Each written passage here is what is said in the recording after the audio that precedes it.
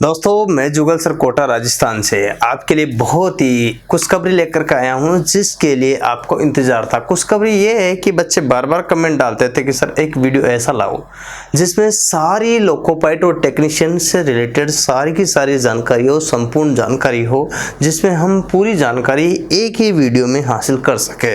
ऐसे बार बार कमेंट पूछ रहे सर योग्यता क्या होती, सिलेबस क्या होता, वैकेंसी कब निकलेगी, इस टाइप के कई क्वेश्चंस आपके थे। इन सभी क्वेश्चनों का समावेश मैंने एक ही जगह कर दिया है और लिखा है यहाँ साफ साफ क्या लिखा है कि रेलवे लोकोपाइट अर्थात इसको बोलते हैं एएलपी असिस्टेंट लोकोपाइट एंड टेक्नीशियन में देखिएगा जितने सारे क्वेश्चंस आपके कमेंट में आए थे वो सारे के सारे मैंने यहाँ ऐड कर दिए हैं। ये 10-20 क्वेश्चन आपके लिए बहुत ही सहयोगी होंगे। इसके बाद आपको मुझे नहीं लगता कि कोई अदर वीडियो इसमें लोकोपाइट और टेक्नीशियन से रिलेटेड देखने की जरूरत पड़ेगी। यूं बोले आप देखो कोई दिक्कत वाली बात नहीं है। बात करते हैं सबसे पहला क्वेश्चन की लोकोपाइट और टेक्नीशियन के लिए योग्यता क्या रहेगी, क्वालिफिकेशन क्या है, इसके लिए क्या योग्यता होनी चाहिए। दूसरा क्वेश्चन आपके लिए कि वैकेंसी कब कब आती है। सर इस पर भी आप एक ध्यान देने की बात है कि वैकेंसी कब कब आती है, इस पर मुझे बता दीजिएगा। तीसरा क्वेश्चन आपका कि पेपर कब होता है। सर लोकोपाइट का पेपर वैकेंसी आने के कब होता है, कितने दिनों के अंदर अंदर होता है, ये है। चौथा आपके यहाँ पर सिलेबस क्या रहता है। सर इसका जो सिलेबस है वो सारा हमें बताइए। इसके बाद अगला कि एग्जाम पैटर्न क्या है, इसका एग्जाम का जो पैटर्न है वो क्या है, एक्चुअली पूरा पैटर्न हमें विस्तार से समझाइए। तीसरा है यहाँ अगला है देखिए सिलेक्शन प्रोसेस क्या है, चयन प्रक्रिया इसकी क्या है, किस तरह से अपन CBT 1, 2, 3 और देते हैं और सिलेक्शन होता है, तो यहाँ पर ये बात ध्यान रखना। इसके बाद अगर बात करूँ तो कैसे पढ़े सर, कहाँ किस प्रकार से पढ़ाई करें कि हमारा सिलेक्शन ALP में हो जाए, टेक्नीशियन में हो जाए, रेलवे में लग जाए, तो ये बात आपको देखना। कहाँ से पढ़े, मटेरियल इसके लिए क्या क्या होगा, कहाँ से पढ़ना चाहिए, इन सब के बारे में। और बुक कौन सी ले सर, जो बुक अच्छी रहेगी, इसके लिए नोट्स अच्छे रहेंगे, कौन सी बुक अच्छी रहेगी, ऑनलाइन पढ़े या ऑफलाइन पढ़े, या कौन सी कोचिंग ज्वाइन करे, कौन सी कोचिंग नहीं ज्वाइन करे, या घर बैठे पढ़े। सर किस प्रकार से तैयारी करें हम इस कोरोना काल में, आप हमें बताइए तो ज़्यादा बढ़िया रहे हमारे लिए। अगला क्वेश्चन आपका कब से ALP बनने हेतु, कब से ALP बनने हेतु तैयारी करें, मतलब कब से स्टार्ट करना चाहिए सर हमें ALP बनने की तैयारी। क्या अभी कर सकते हैं, क्या वैकेंसी आने के बाद करेंगे, क्या वैकेंसी आने के बाद फॉर्म भरने के बाद करेंगे, क्या एग्जाम के मतलब ITI करते ही कर लेंगे, क्या 10वीं के बाद ही कर लेंगे,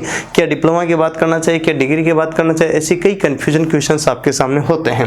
अगला क्वेश्चन आपका कितना समय लग जाता है सर एग्जाम पास करने में, पूरी भर्ती प्रोसेस को चयन प्रक्रिया को पूर्ण करने में कितना समय अपन को लग जाता है, इस पर आपको बताना है।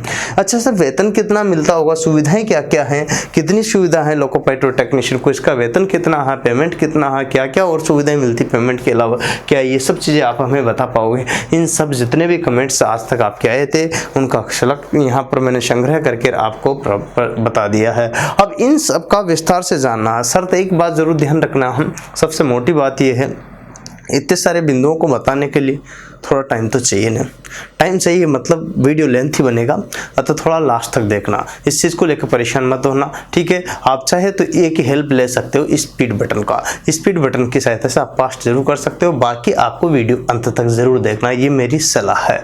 बाकी एक एक चीज़ आपको बताऊँगा। तो देखिए सबसे पहले उन बंदुओं के लिए बता रहा हूँ जो लड़के 10वीं पास हुए हैं, 10वीं पास के बाद से टारगेट करो, मेरा ऐसा मानना है। क्या आप IIT की तैयारी करते हो, क्या आप IIT की तैयारी करते हो तो कब से टारगेट बनाते हो, 10वीं की। क्या आप IAS की तैयारी करते हो तो कब से टारगेट बनाते हो, 10वीं से। उसी हिसाब से वो क्या करते हो आप, सिलेक्शन करते हो ना 12वीं के, क्या करते हो कि सब्जेक्ट कौन से ले। तो यही चीज़ें टारगेट जब आपका 10वीं से बनेगा, 10वीं बेसिस से बनेगा, तब जाकर के आपको ये बेहद काम आएगी। और यही चीज़ें आपके बहुत आगे निकल करके जो है अपने यहाँ पर आती है, जिनको अपन यहाँ देख रहे हैं। तो मैं इन सब चीज़ों को एक एक करके समझाऊँ तो ज़्यादा बेहतर हो गई, ठीक है, क्योंकि ये सब चीज़ें एक बार आप स्क्रीनशॉट ले लो मैं क्या क्या बताने वाला हूँ, जिससे आपको कोई असुविधा न हो। अब इन सब बिंदुओं को मैं चर्चा करूँगा विस्तार से, परंतु आपको ध्यान रखना है कि इसको अपने दोस्तों को ज़्यादा से ज़्यादा शेयर कर देना, ये काम आप करना है, ठीक है। चलो सबसे पहले मैं यहाँ पर योग्यता के बारे में चर्चा करूँगा कि इसकी क्वालिफिकेशन क्या होनी चाहिए। इसमें जो योग्यता निर्धारित है उसकी योग्यताओं पर अपन चर्चा करें तो इसकी क्वालिफिकेशन क्या होनी चाहिए, और इस पर अपन विस्तार से चर्चा करेंगे, है ना। तो यहाँ पर सबसे पहले क्वालिफिकेशन पर बात करेंगे तो योग्यता सबसे महत्वपूर्ण बिंदु है। मैं सबसे पहले उन्हीं बच्चों के लिए बोलूँगा जो 10वीं पास कर लिए हैं इस बार, और 10वीं पास करने के बाद वो सोच रहे कि सर क्या करें, 10वीं के बाद क्या करें, 10वीं के बाद क्या करें कि हमें जल्द ही सरकारी नौकरी मिल जाए। अब 10वीं के बाद ऐसा कुछ करो कि आपको जल्दी से जल्दी सरकारी नौकरी मिल जाए, तो इसके लिए कुछ करना पड़ेगा। कुछ क्या करेंगे, ऐसा कुछ करेंगे देखिएगा जो कि आपको फ़ायदा दे। अब जिन बच्चों ने, जिन स्टूडेंट ने 10वीं पास की है, वो क्या करे कि तैयारी में जुट जाए। किसकी तैयारी में जुट जाए सर? अरे भाई, अभी से 11वीं 12वीं पढ़ते हो तो वो पढ़े, और नहीं पढ़ते हो तो ITI करे, और ITI करने से आपको सबसे जल्दी नौकरी मिल जाती है, ये मेरा मानना है। वो कैसे मिल जाती है, मैं इसका वीडियो एक और विस्तार से बनाऊंगा बड़ा बाद में, ठीक है, एक और बढ़िया बनाऊंगा, लेकिन उससे पहले आप इस पर ध्यान दो।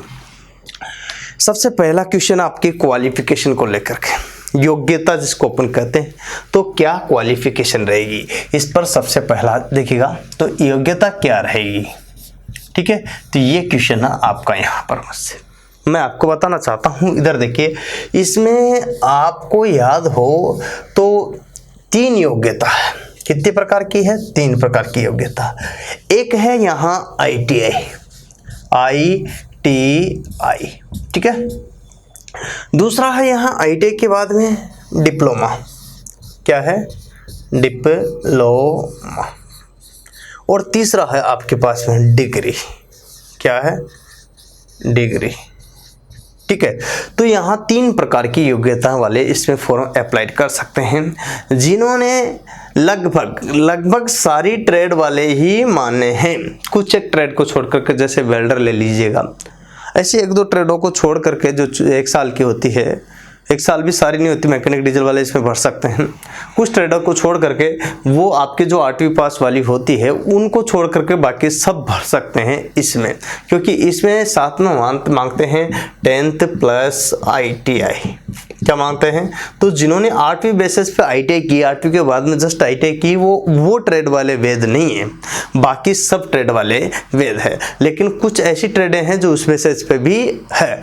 तो यहाँ पर ध्यान रखना, 10th के बाद में अगर आप क्या करते हो, ITI करते हो, तो ये जो है चाहे कोई सी भी ट्रेड हो, तो ऑल ट्रेड, मेरा कहने का मतलब जो है यहाँ ट्रेड जो होगी आपकी ऑल ट्रेड वाले, चाहे आप देखिएगा, नाम भी बताता हूँ कुछ का, जैसे इलेक्ट्रिशियन है, फीटर है, मैकेनिक डीजल है, ऑटोमोबाइल है, इंस्ट्रूमेंट मैकेनिक है, टर्नर है, मशीनिस्ट है, रेफ्रिजरेशन मतलब RAC, refrigeration and air conditioner है, ठीक है, इंस्ट्रूमेंट है। तो जो भी अदर आपके हैं वो सारी के सारी ट्रेड वाले इसमें अप्लाई कर सकते हैं, आवेदन कर सकते हैं, कोई परेशान होने की जरूरत नहीं है। ये सबसे कम क्वालिफिकेशन है, सबसे कम योग्यता है, किसके लिए? ALP और किसके लिए? टेक्नीशियन के लिए सबसे कम योग्यता क्या है? ITI। और यहाँ पर ध्यान रखना है, सबसे पहले याद हो तो आपको एक ऐसा समय था कि 2005-07 की बात कर रहा हूं मैं, 2005-07 में, तो उस टाइम केवल याद हो तो आपको इसमें ALP और टेक्नीशियन के लिए केवल लोकोपाइट ही मांगा करते थे, याद होगा आपको, ऐसा भी समय था। लेकिन धीरे धीरे इसमें मैं पूरा विस्तार से बताऊंगा, धीरे धीरे इसमें बढ़ते गए। 5-7 के बाद में आया तो इन्होंने जो अगली वैकेंसी आई थी 8 में लगभग, तो 2008 की बात बता रहा हूं, तो 2008 में इसमें डिप्लोमा वालों को भी शामिल कर लिया है। किसको? डिप्लोमा वालों को भी लोकोपाइट में शामिल कर लिया है। 2008 की भर्ती में डिप्लोमा वालों को शामिल किया गया, और डिप्लोमा वालों को जब शामिल किया गया तो इसमें ऑल ब्रांच रखी। क्या रखी? All branch. ऑल ब्रांच का मतलब जो भी डिप्लोमा की ब्रांच आती है, केवल सिविल को छोड़ करके, किसको? सिविल ब्रांच को छोड़ करके सारी ब्रांच वाले भरी। सिविल वालों को कहा कि ये इसके लिए योग्य नहीं है, नोट डाल के लिखा कि सिविल ब्रांच वाले इसमें आवेदन नहीं कर सकते हैं। और इसमें साथ में लिखा कि डिग्री वाले भी आवेदन नहीं कर सकते। पहले जब भर्ती आती थी तो साफ लिखा हुआ आता था, 2005-07 में इस टाइप से लिखा आता था कि उच्च योग्यताधारी योग्य नहीं है, साफ लिखा आता था। क्या लिखा आता था? यहाँ नोट डाल करके यूँ लिखता था रेलवे, क्या लिखता था? साफ अक्षरों में मैं आपको बताता हूं, उच्च योग्यताधारी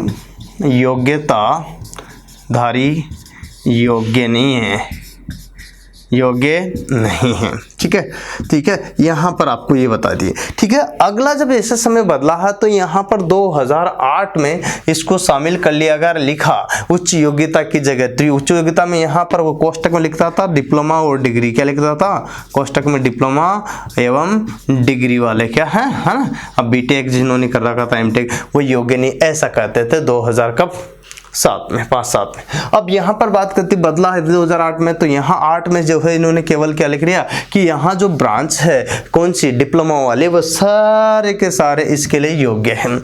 तो इन्होंने सारे के सारे नोट डाल के लिखे कि डिग्री वाले योग्य नहीं है। नोट में क्या लिखा, अब यहाँ पर इसी चीज को उसने बदल दिया कि उच्च योग्यता की जगह क्या लिख दिया कि डिग्री वाले वैध नहीं है, क्या नहीं है ना, यूँ लिखा कि डिग्री वाले वैध नहीं है, डिग्री वाले अभ्यर्थी योग्य नहीं है। ठीक है, ये चीज आपने लिख दी। देखेगा उसने साफ साफ लिखता था, रोजगार एम्प्लॉयमेंट न्यूज में पूरी डिटेल आती थी, साफ साफ क्लियर जब भी है। तो यहाँ ध्यान रखना कि ये योग्य नहीं थे, इसका मना कर देता था साफ साफ कि इस वाले जो है इसके लिए एलिजिबल नहीं है, ये कैटेगरी के अंतर्गत नहीं आते हैं। अब बदला समय, याद रखना यहाँ से 2008 से अपन आगे बात करते हैं। तो याद होगा आपको 2009 पहले हर साल भर्ती आती थी, है ना, हर लगभग, क्योंकि पहले अलग अलग, इस टाइम तक जो बात बताऊं तो जितने भी बोर्ड थे सब बोर्ड की अलग अलग भर्ती आया करती थी। क्या कहते, अलग अलग बोर्ड की अलग अलग भर्ती आया करती थी। तो इसका हिसाब से क्या है कि साल में 4-5 वैकेंसी आपको देने का मौका आराम से मिल जाया करता था। अलग अलग बोर्ड, किसी की 2000, किसी की 5000, किसी की 10,000, किसी की 1000, ऐसे पोस्टें आया करती थी। और ऐसे के कारण आपको हर साल जो है पेपर देने का मौका मिलता था, परंतु ये ध्यान रखना कि ऑफलाइन पेपर हुआ करता था। ऐसी बात बता रहा हूं मैं। तो यहाँ आपको बताता हूँ, पूरा प्रोसेस बता रहा हूँ शुरू से, तो ध्यान रखना। अब यहाँ जो समय बदला तो इसके बाद में 10 में, 11 में, 12 में वैकेंसी आई, और जैसे ही वैकेंसी आती गई तो याद रखना आपको 2012 तक, कहाँ तक, 2012 तक याद हो आपको, तो ये जो वैकेंसी निकलती थी, इसमें सारे के सारे याद होगा आपको कि ऑफलाइन पेपर ही था। पेपर कौन सा था, ऑनलाइन नहीं था, उस टाइम भी क्या था, ऑफलाइन था, सारा प्रोसेस ऑफलाइन था। अभी तो टोटल ऑनलाइन हो गया।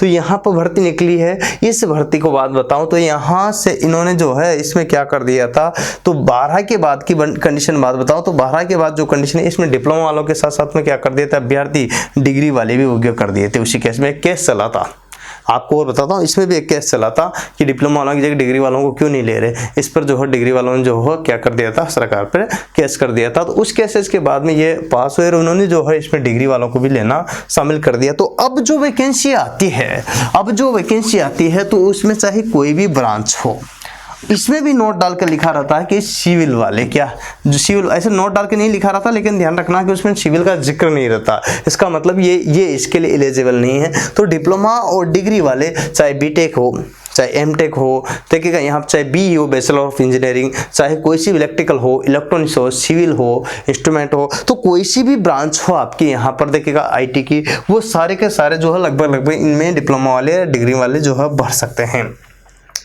तो ये तो था लोकोपाइट की योग्यता का।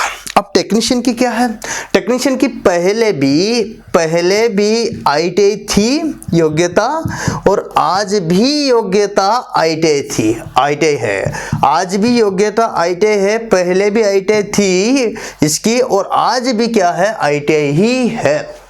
शर्त एक है कि इसमें जो है आईटीआई है, लेकिन एक शर्त है कि जो ट्रेड आपकी है, जैसे इलेक्ट्रिशियन है तो इलेक्ट्रिशियन, फीटर है तो फीटर, मैकेनिक डीजल है तो मैकेनिक, ऑटोमोबाइल तो ऑटोमोबाइल, इंस्ट्रूमेंट मैकेनिक इंस्ट्रूमेंट, जो भी आपके ट्रेड दी गई है, ट्रेड के हिसाब से ही आपको यहाँ चयन मिलता है, और उसी के हिसाब से मेरिट जाती है, उसी के हिसाब से सिलेक्शन होता है। तो ये प्रोसेस होता है सारा का सारा, ये चयन प्रक्रिया होती है सारी की सारी, जिस पर मैं चर्चा कर रहा हूँ, यहाँ पर समझा रहा हूँ, बता रहा हूँ, क्लियर कर रहा हूँ कि आपको ये चीज़ आपको ध्यान रखनी होगी। अब यहाँ चयन प्रक्रिया में शर्त एक क्लियर होगी आपको कि आईटीआई वाले जो मान्य हैं, लेकिन 2 पोस्ट ऐसी भी होती है, मैं पूरा विस्तार से बता रहा हूँ, 2 पोस्ट ऐसी भी होती है इसमें जिसको बोलते हैं सिग्नल टेलीकम्युनिकेशन, एक सिग्नल मेंटेनर। क्या होती है, एक तो सिग्नल वाली बात बता रहा हूँ आपको यहाँ पर, सिग्नल, ठीक है। तो सिग्नल की अगर बात करता हूँ मैं, सिग्नल टेलीकम्युनिकेशन क्या होता है, टेलीकम्युनिकेशन क्वेश्चन। और एक और होता है मेंटेनर, क्या होता है? मेंटेनर, ठीक है। तो यहाँ मेंटेनर और टेलीकम्युनिकेशन ये दो पोस्ट ऐसी है जिसमें 12वीं है ना पीसीएम वाले और प्लस में आईटीआई दोनों ही योग्य हैं। यहाँ पर ध्यान रखना, इसके लिए 12वीं पीसीएम और आईटीआई, पीसीएम मतलब फिजिक्स मैथ वाले और आईटीआई वाले दोनों की दोनों ही वैध है। तो इन दोनों पोस्टों में आईटीआई वाली भी भरते थे, अभी भरते हैं, प्लस यहाँ पर 12वीं पीसीएम वाले, शर्त है फिजिक्स केमिस्ट्री मैथ वाले ये दोनों ही में के लिए ही योग्य थे, तो इनके लिए भी भर सकते थे। समय बदला ना, समय बड़ा बलवान है भाई, समय की कदर कर लो क्या। तो ये इन दोनों पोस्टों के लिए ये आज भी वही है, कल भी वही था, परसों भी वही थी, तो मतलब अब भी है, पहले भी है, सेम योग्यता है। योग्यता में बदलाव केवल लोकोपाइट में हुआ, बाकी किसी में बदलाव नहीं हुआ। एक क्वेश्चन आपका बार बार बन रहा होगा, कहीं सर ऐसा तो नहीं हो जाएगा कि आने वाले टाइम में इसमें लोकोपाइट में जो है ये डिप्लोमा और डिग्री को ही रख ले, केवल आईटीआई को हटा ही दे इस क्रम में? क्या ये क्वेश्चन आपके मन में है कि नहीं? अरे होगा ना भाई, क्या आपके जहन में ऐसा क्वेश्चन आ रहा होगा भाई, क्यों नहीं आ रहा होगा कि कहीं सर ऐसा ना हो जाए कि हमें कहीं हटा ही नहीं दे इसमें से, है ना। जिस तरह से इसको पीछे से हटाते जा रहे हैं, आज तक आपको बताता हूं कि सबसे जो वफादार है रेलवे का कर्मचारी वो है ज्यादातर लोकोपाइट। कौन है? एएलपी असिस्टेंट लोकोपाइट जो सबसे वफादार की श्रेणी में आना है। वफादार का मतलब मेरा यहाँ इससे नहीं है सभी वफादार है ना। तो यहाँ मेरा कहने का मतलब वफादार से इससे है कि ये अच्छा ईमानदारी पूर्वक काम करता है। और दूसरी बात है कि ये जो है कि सुरक्षा संरक्षा कोटि के अंतर्गत आता है, तो यहाँ ये संरक्षा के अंतर्गत आने के कारण इसमें रेलवे की नौकरी से इसे कभी भी यहाँ नहीं हटाया जाता, अर्थात ये बहुत महत्वपूर्ण जिम्मेदारी की नौकरी होती है, पहली बात। दूसरी एक और बात बताऊं कि ये वफादार होने की एक और वजह है कि दिन रात बराबर बखूबी टाइम पर नौकरी करता है ईमानदारी से। तो ये है आपके, तो यहाँ आपको ध्यान रखने की बात है। पहली बात मैंने आपको यहाँ पर बताई, इसलिए यहाँ पर जो वफादार है तो वफादार इसमें जो लगते हैं सर्वाधिक वफादार इसमें भी तीनों में से डिप्लोमा डिग्री और आईटीआई में से सर्वाधिक वफादार कौन है? आईटीआई वाला बंदा। इसका वजह क्यों है? क्योंकि यहाँ एक ऐसा सेगमेंट होता है कि रेलवे में एंट्री करने के बाद बंदा डिपार्टमेंटली एग्जाम दे सकता है। क्या? विभागीय परीक्षा दे सकता है, विभागीय एग्जाम, डिपार्टमेंटली एग्जाम देगा। तो वो जो है जैसे डिप्लोमा वाला है या डिग्री वाला है, ये दोनों तो क्या है, ये जेई बन जाते हैं। क्या बन जाते हैं? जेई, जूनियर इंजीनियर बन जाते हैं। ये दोनों तो जेई बन जाते हैं, रह कौन जाता बेचारा? आईटीआई वाला। और आईटीआई वाला लोकोपाइट से असिस्टेंट लोकोपाइट बन जाता है, जहाँ तक कि लोको इंस्पेक्टर वगैरह भी बन सकता है। प्रमोशन से तो बहुत सारी चीज़ें, लेकिन मैं यहाँ इतना ज़रूर बता सकता हूँ आपको कि ये विभागीय जो परीक्षाएं होती है इसमें क्या बन जाता है, वो समझ रहे हो। तो इस तरह से ये जो है, या फिर वो जो है आउट ऑफ, मतलब जो 25% जो ओपन भर्ती निकलती है उसी ओपन भर्ती में एग्जाम दे करके वापस जेई बन जाता। तो ये जो उसने ट्रेनिंग की थी एएलपी वाली वो स्क्रेल के लिए खराब हो जाती है। तो अतः ये वफादार कम होते हैं, डिप्लोमा और डिग्री वाले दोनों की दोनों ही रेल के लिए कम वफादार होते हैं अपेक्षाकृत। क्यों? क्योंकि छोड़ चले जाते हैं, जबकि आईटीआई वाला जो है हमेशा लाइफ टाइम उनके लिए काम करता रहता अनुभव के साथ। इसका मतलब ये जरूर तय हो गया कि कुछ भी हट जाए, कुछ भी जुड़ जाए, लेकिन आईटीआई वाला जहां है वहां का वहीं बना हुआ है और है, था और रहेगा। मैं आपको इतना चैलेंज कर सकता हूं। अतः जो भी बंधु लोकोपाइट की तैयारी करना चाहते हैं वो 10वीं के बाद ही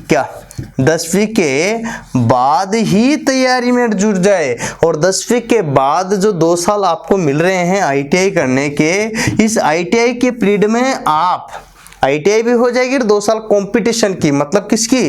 प्रतियोगी परीक्षा की तैयारी कर सकते हो। ठीक है, अब आपके इसी पीरियड में ऐसे सिलेक्शन करना है प्रतियोगी परीक्षा के लिए कि जो ऐसा कोई इंस्टीट्यूट हो, जैसे मैं खुद भी करता हूँ, ये चीज आपको बताता हूँ प्रतियोगी परीक्षा के लिए कि 10वीं के बाद बंदे को लेता हूँ और 10वीं के बाद उसको आईटीआई भी यहाँ से करा देता हूँ, साथ में उसको कॉम्पिटिशन की तैयारी कराता हूँ। तो उसका आईटीआई भी कवर हो जाता 2 साल में, क्योंकि आप जानते हो आईटीआई में कितने महीने कितने दिन जाता है स्टूडेंट, और वही चीज मैं आपको बता रहा हूँ। तो कितने महीने कितने दिन जाता है, तो उसकी टेक्निकल में यहाँ क्लियर कराता हूँ।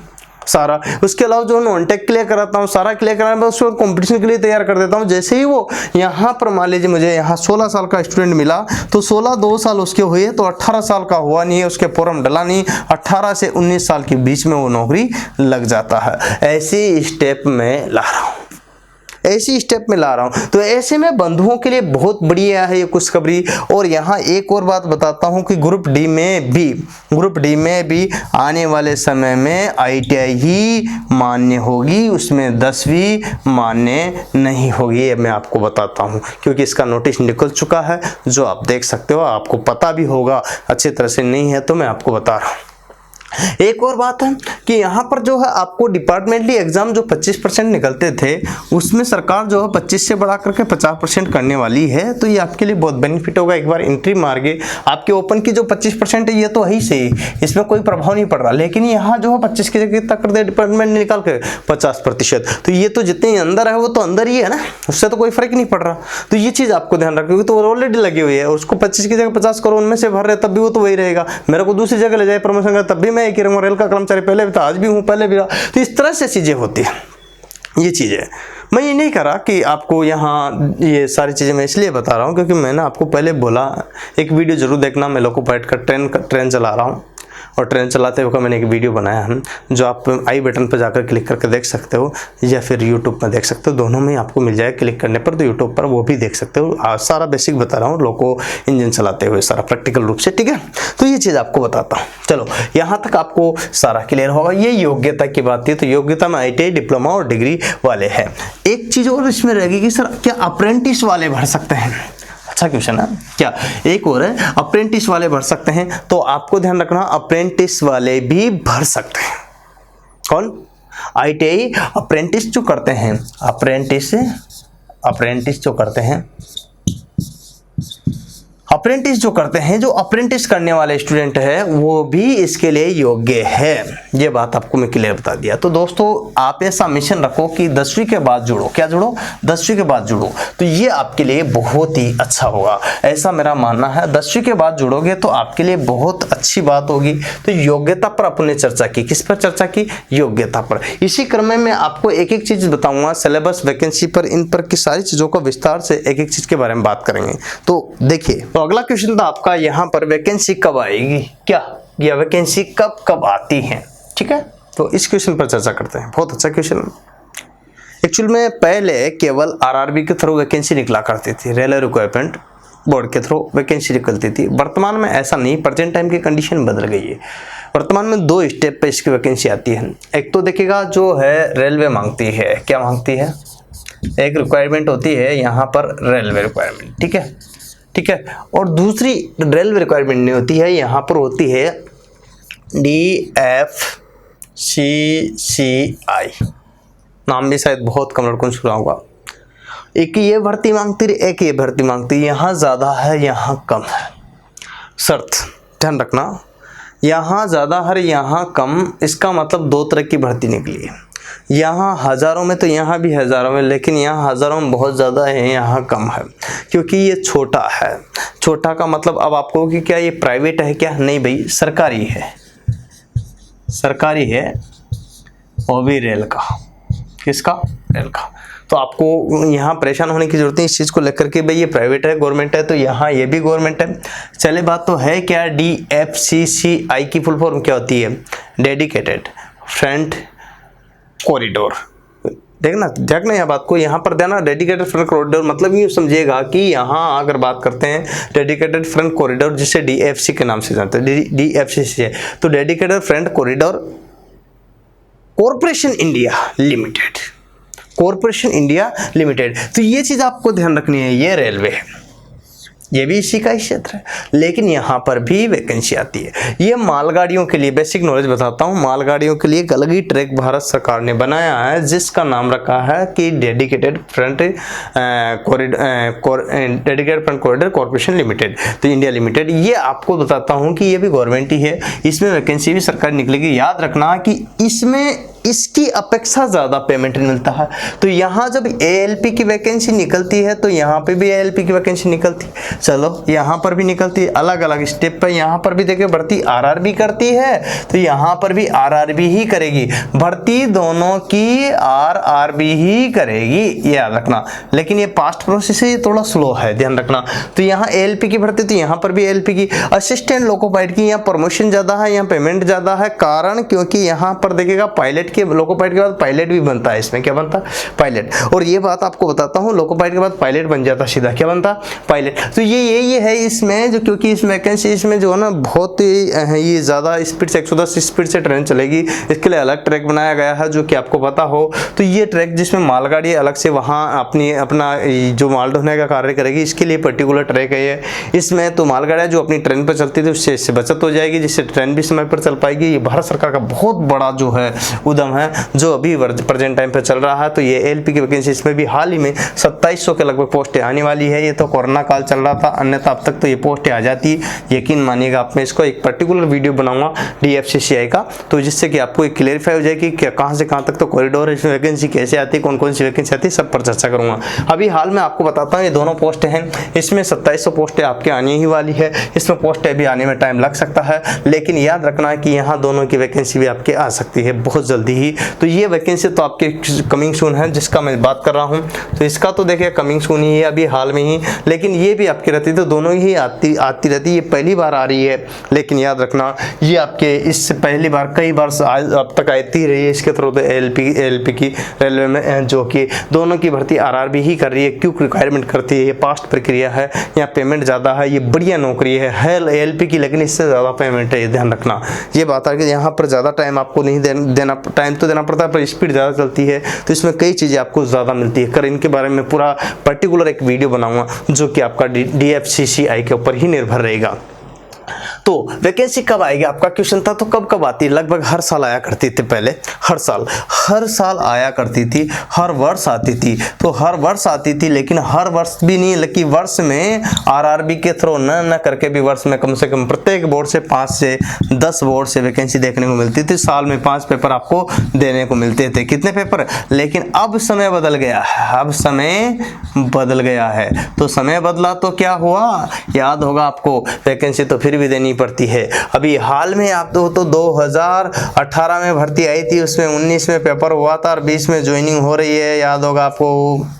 18 में भर्ती आई, 19 में पेपर हुआ, 20 में ज्वाइनिंग हुआ, 18 एंड में आई थी, ध्यान रखना, ये भी परेशान मत होना आप। तो इसका मतलब 19 ही प्रोसेस समझो आप पूरा 1 साल, तो 20 में तो ज्वाइनिंग हो रही है, ठीक है। तो ये याद रखिएगा आप, 20 में ज्वाइनिंग हुई है, ठीक है।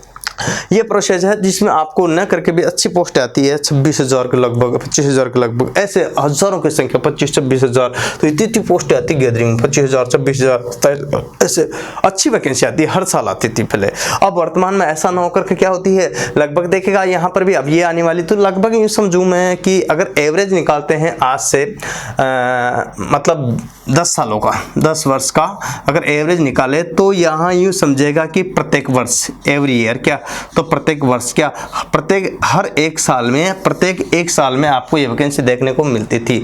सिवाय एक अपवाद रहा है, वो है मोदी काल शुरुआत का अपवाद, है ना। मैं यहाँ पर बात कर रहा हूँ अपवाद की बात रहा। शुरुआत के 3 साल से 4 साल ऐसे रही मोदी काल के, जो पहली बार प्रधानमंत्री बने थे। मैं यहाँ कोई विरोधाभास नहीं करा, लेकिन वैकेंसी जो नहीं आई थी उस पीरियड में, तो ये नहीं आई थी 3-4 साल ऐसे नहीं आई थी, बैन लगा दिया था सभी सरकारी वैकेंसियों पर, तो ये बैन लगा दिया था। तो इसी वजह से मैं आपको यहाँ पर बता रहा हूँ। तो ये अपवाद स्वरूप रहा था, इससे 3 साल लगभग भर्ती नहीं आई थी, 4 तो नहीं हुआ था, 3 साल लगभग भर्ती नहीं आई थी। ये 3 साल का जो बैन है, इसको छोड़कर बाकी इसमें हर साल देखने को भर्ती मिली थी रेलवे में LP की। तो ये बात आपको LP और D ग्रुप की, किसकी, LP और D ग्रुप की, यहाँ पर देखिए हर साल भर्ती देखने को मिलती थी, वो भी हजारों की संख्या में, थोड़ी बहुत नहीं।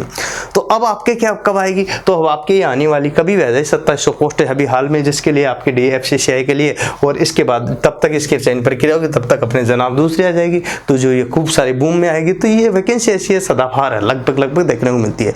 कभी कभार बाय द केस में कोई हो जाए बात अलग है, अन्यथा वैकेंसी देना ही पड़ता। दूसरी बात, इसको रेलवे कम भी नहीं कर सकती, क्योंकि सन संरक्षक कोटि की है। कम करने के बावजूद भी वैकेंसी खूब है ना, खूब है। भले ही भारत सरकार ने जो है 5% अभी हाल में रेल को कुछ ठेके पे देने पे चर्चा चल रही है। आप सोच रहे हो प्राइवेटाइजेशन हो रहा है, तो एक साथ कोई भी चीज प्राइवेट नहीं होगी क्या?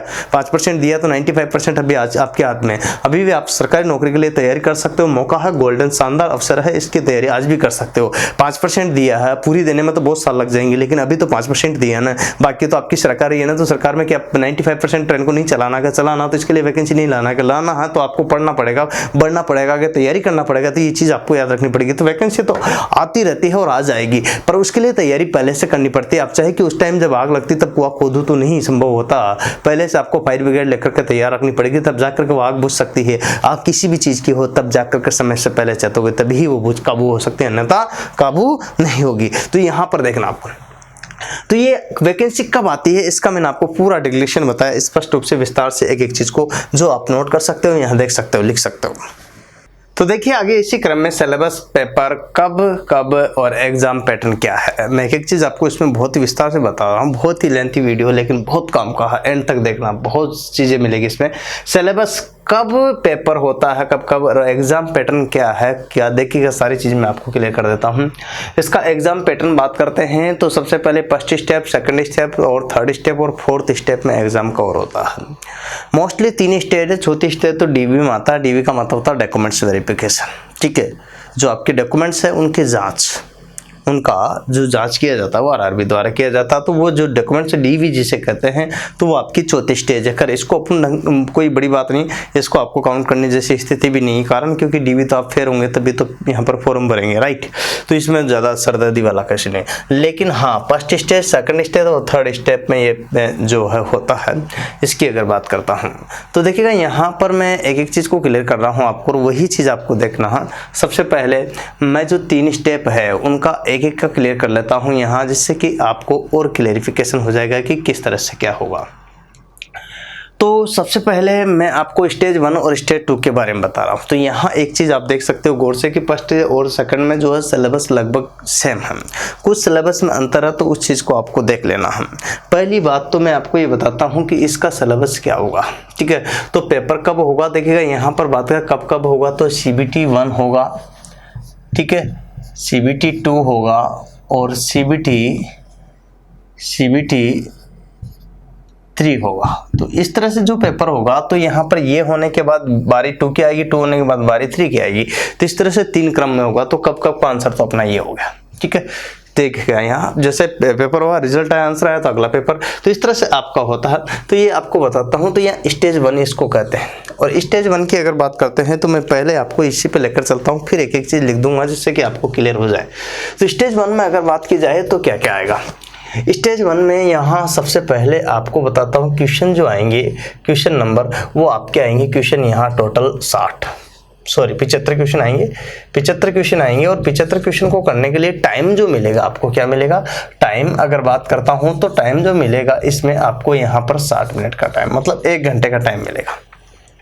1 घंटे में आपको 75 क्वेश्चन करने हैं दोस्तों। कितने होते हैं, 75 क्वेश्चन मिलने हैं स्टेज 1 में। स्टेज 1 में 75 क्वेश्चन में से यहाँ मैथ के जो क्वेश्चन आएंगे वो 20 आएंगे, ठीक है। ये भी क्लियर कर लेना, आरआरबी ने इसका स्पष्टीकरण दे दिया था, दिक्कत वाली बात नहीं।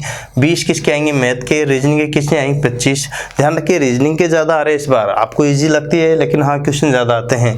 करंट जीके और जीके के आएंगे अपने पास यहाँ पर 10।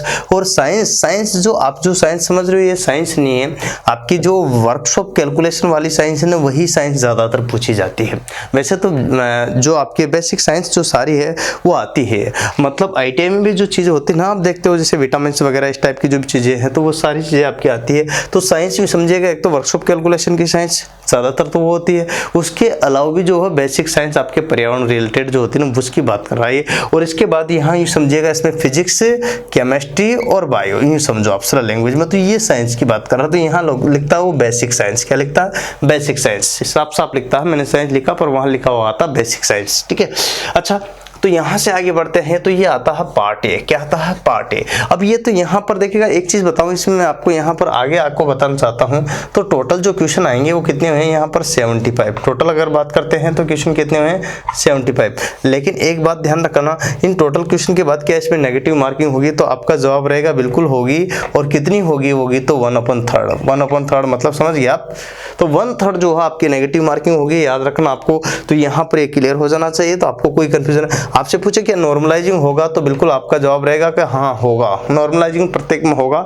नॉर्मलाइजिंग का मतलब होता है सामान्यकरण। सामान्यकरण का मतलब देखिएगा, पेपर जो है लगभग 1 महीना तक चला, 15 दिन तक चला, 20 दिन तक चला। अब जब पेपर अलग अलग शिफ्ट में हुआ तो आपका पेपर लो था, आपका अगले का हार्ड था, अगले का मीडियम था, तो उस हिसाब से उसको नॉर्मलाइजिंग करके और एक रिजल्ट दिया जाता है, उसको बोलते हैं सामान्यकरण। वो आपको ध्यान रखना होगा। तो नॉर्मलाइजिंग होगा, ठीक है। तो आपके कभी डिफिकल्ट पेपर आ जाए तो उससे होपलेस होने की, निराश होने की, परेशान होने की जरूरत नहीं है, क्योंकि आपके 10-10, 15-15, 20-20 नंबर तक बढ़ते हैं। नॉर्मलाइजिंग कितने? 20-20 नंबर तक बढ़े हैं। याद रखना 15 से 20-20 नंबर तक बढ़ जाते हैं। एक दो तो बढ़ घट सकते हैं, वो कोई दिक्कत नहीं। किसी के घटे भी हैं, ये भी ध्यान रख लेना आप। यूं मत समझना क्योंकि पेपर इजी है तो इसका मतलब ये ना समझे कि वो हो ही गया। ये डिपेंड कंडीशन है कि आपका जो आपने किए कैसे सही किए हैं, कि वो उस पर, क्योंकि नेगेटिव मार्किंग बेहतर है 1/3 साथ में। तो ये चीज आपको, ये पेपर फर्स्ट है, इसको फाइट करने के लिए आपको मैं एक और बात बताता हूँ सबके लिए। देखिएगा यहाँ एक होता है, इसमें पासिंग लाना जरूरी है। पासिंग मात्र जो है जरूरी है। अगर यहाँ पास नहीं होते हो तो मामला यहीं रुक जाता है। पासिंग में आपको बताता हूँ कि UR एक तो होता है अनरिजर्व, जिसमें 40% यहाँ पर अंक लाना जरूरी है अनरिजर्व वालों के लिए। एक और होता है OBC। OBC को कितना यहाँ पर 30% अंक लाना जरूरी है। और एक और होता है जिसको बोलते हैं SC। SC को भी कितना 30% अंक लाना जरूरी है। और एक और होता है ST, जिसको 25% अंक लाना जरूरी है। क्या है?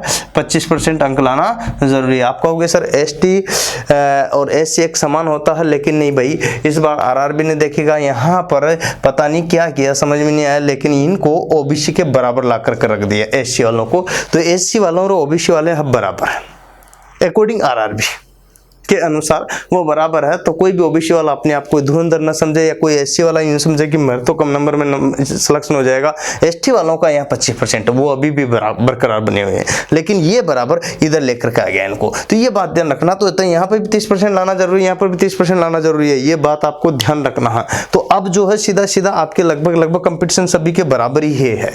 ध्यान रखना OBC में और SC में सबके बराबर है। तो आप यूं न समझिएगा कि नहीं मैं कम ले आऊंगा तो मेरा हो जाएगा, ऐसा नहीं है। इतना तो चाहिए OBC के बराबर आपको। तो 30% आपको चाहिए, 30% आपको चाहिए। यहाँ 40% चाहिए इनको, यहाँ 25% कम से कम होना चाहिए। क्योंकि याद दिला देता हूं आपको कि ये जो 25, 30, 40% है ना, ये भी बच्चों के नहीं आए थे, इस वजह से फेल हुए थे। क्योंकि मेरिट लगभग आपको बता देता हूं मैं, तो यहाँ 25 से लेकर के यूं एवरेज अगर बात करता हूं तो 30 से लेकर के यहाँ पर जो बात करते हैं अधिकतम अगर बात की जाए तो यहाँ 40 की मेरिट के अंतर्गत ही प्री में पेपर, प्री जो होता ना CBT 1 में सिलेक्शन हुआ था। क्या होता? सिलेक्शन हुआ था। इसका वीडियो मैं अलग से बनाऊंगा वैसे, कितना मेरिट गई थी, क्या गई थी उसका सारा।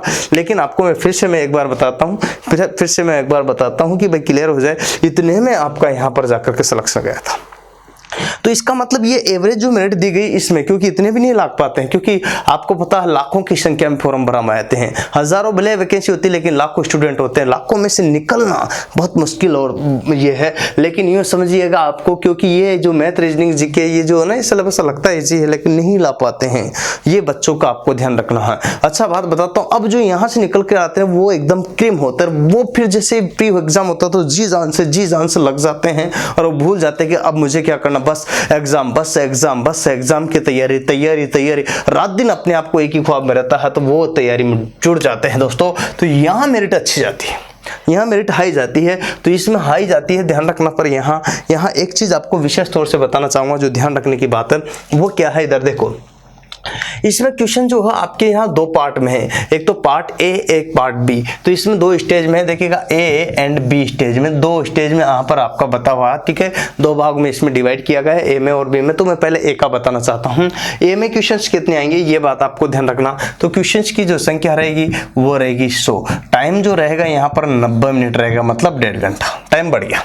ठीक है। वहां पर कितना था 1 घंटा, तो यहाँ पर कितना होगा 1.5 घंटा, तो समय बढ़ गया। इसके बाद मैथ के क्वेश्चन अगर बात करता हूँ, ध्यान दो इधर, तो देखिएगा सबसे पहले मैथ के क्वेश्चन कितने हैं 25, तो यहाँ पर कितने थे 20, कितने लेस हुए 5, कितने कम हो गए 5, क्यों कितने बढ़ गए 100, कितने बढ़ गए 75, तो इधर आ गए 5, ठीक है। रीजनिंग के कितने थे यहाँ 25, तो यहाँ पर कितने रीजनिंग के 25, ठीक है, याद रखना यहाँ पर। इसके बाद बात करते हैं तो यहाँ पर कितने हैं 10, तो यहाँ पर कितने हैं 10 जीके के, ठीक है, करंट जीके के 10, ठीक है। इसके बाद बात करते हैं तो साइंस के जो है यहाँ साइंस तो अपने क्या है कि वर्कशॉप कैलकुलेशन के अलावा भी थी, जैसे मैथ, फिजिक्स, केमिस्ट्री और बायो, परंतु यहाँ जो साइंस है ना, ये साइंस नहीं है, यहाँ लिखा है बेसिक साइंस एंड इंजीनियरिंग। इसका मतलब दोस्तों आपके ये साइंस नहीं है। अगर बात करूँ मैं ITI वालों की, किसकी बात करूँ तो ITI वालों के जो है फर्स्ट ईयर की है, क्या है फर्स्ट ITI वालों के जो है ना, जैसे वर्कशॉप कैलकुलेशन हुई, वर्कशॉप कैलकुलेशन, ठीक है, और इंजीनियरिंग ड्राइंग जिसे ED कहते हैं आप लोग, है ना। और इसके अलावा जो बात करते हैं तो एक पर्यावरण वाला होता है, पर्यावरण की जो किताब होती है, जानते हो आप, है ना, तो उसकी भी बात करते हैं। तो ये तीनों का यहाँ समावेश है। अगर इन सभी की मैं बात करूँ तो डिप्लोमा वाला सोचे कि सर हमारा क्या है, तो diploma first year, degree first year, degree और डिप्लोमा का जो है ना, डिग्री एंड डिप्लोमा वालों का जो है फर्स्ट ईयर जो होता है ना, सेम वो सारा का सारा सिलेबस इसमें है यहाँ पर। तो इसको कोई गलती से यूं ना समझे कि सर ये तो नॉन टेक सिलेबस है, तो मैं आपको बताता हूँ ये पूरा का पूरा टेक्निकल सिलेबस है, ठीक है। अब इसमें कोई साइंस, फिजिक्स और वर्कशॉप कैलकुलेशन वाली आती है, साइंस आती है, तो उसमें आप परेशान ना हो। इंजीनियरिंग ड्राइंग आती है, देखो मैं एक एग्जाम्पल भी समझा देता हूँ, प्रैक्टिकल रूप से बताता हूँ इसको। चलो कैसे, देखो इसका सिलेबस क्या है मैं बताता हूँ आपको। बेसिक में देखिए साफ साफ लिखा है, the board topics that are covered under this shall be engineering drawing. मतलब जो टॉपिक्स आ रहे हैं वो इंजीनियरिंग ड्राइंग के इसके अंदर इंक्लूड किए गए हैं। इंजीनियरिंग कौन कौन से इंजीनियरिंग ड्राइंग में प्रोजेक्शन है, ठीक है ना, प्रक्षेप जिसको बोलते हैं, व्यूज है दृश्य, ठीक है, यहाँ पर बात करते हैं, है ना, साइड फ्रंट टॉप व्यूज, ठीक है नहीं, है ना, तो वो है ड्राइंग इंस्ट्रूमेंट है, इंस्ट्रूमेंट उपकरण जो भी है ड्राइंग के अंदर यूज आते हैं, है ना, सारे इंस्ट्रूमेंट है, वो सारे आपके काम आते हैं। इसके बाद में इसमें दिए गए लाइन्स है, जो भी की हिडन लाइन है या फिर सेंटर लाइन है, ये जो भी लाइन है वो आपको यहाँ पर देखना है। इसके बाद में आता है ज्योमेट्रिकल फिगर्स, ज्योमेट्री ज्यामितीय आकृतियां हैं, ठीक है।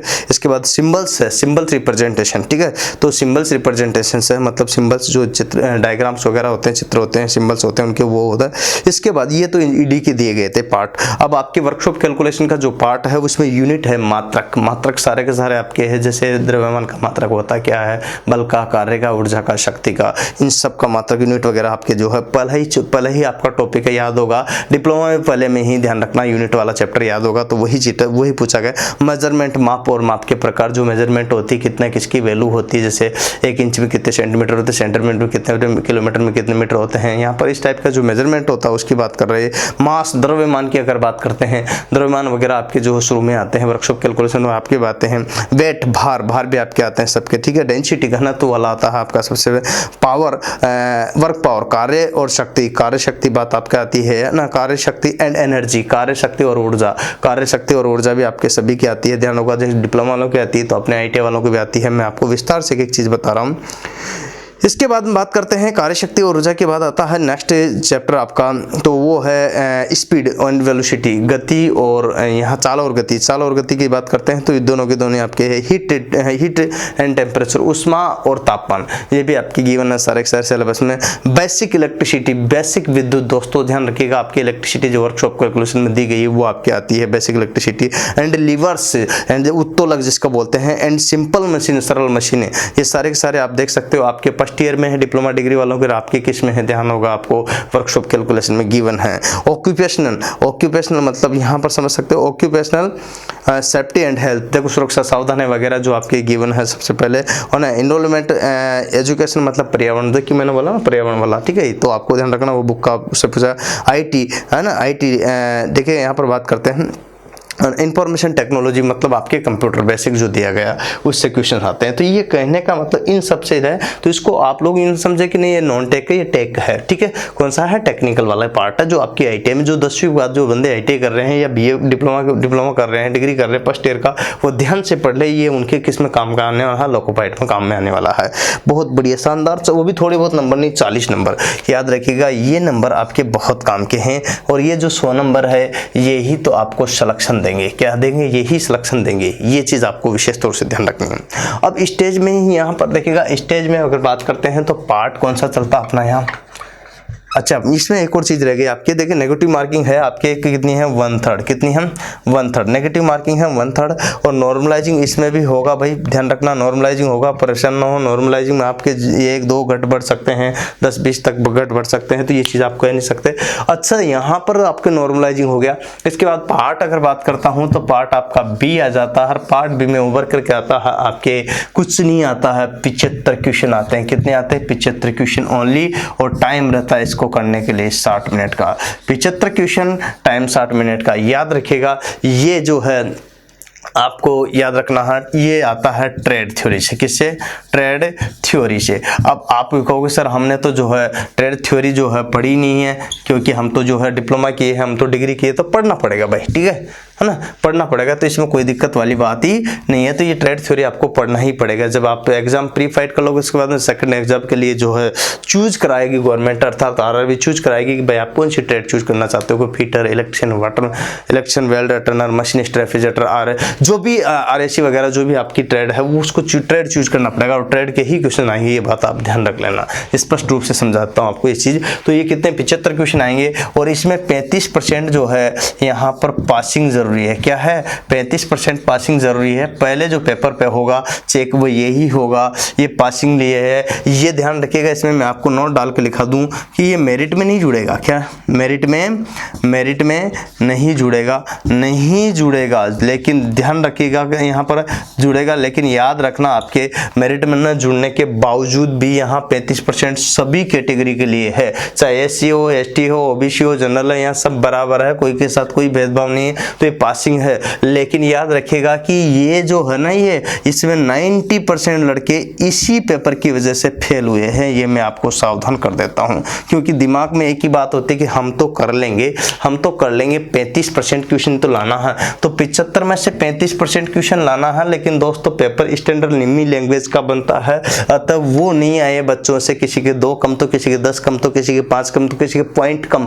0.01 कम। अब जब 0.01 कम रह गया और किसी के 0.00001, अब बताओ यहाँ पर 0.001 है ना। तो यहाँ इस टाइप के जब 1 में 4 तक लिए गए पॉइंट के बाद, तो इस टाइप के भी जब रह गए ना कि इसमें इस 35% में, तो रिजल्ट क्या आया था उसका, यहाँ पर फेल वाला आया था। तो 90% जो लड़के फेल हुए थे वो इसी की वजह से हुई थी, इसलिए इसका दोबारा रिजल्ट दिया गया था कि लड़कों को पास करने के लिए। क्योंकि इसमें पास हुए ना, ये कॉपी चेक हो, ये कॉपी तभी चेक होगी जब इसमें पास होंगे, ये पास होंगे तब ये चेक होगी।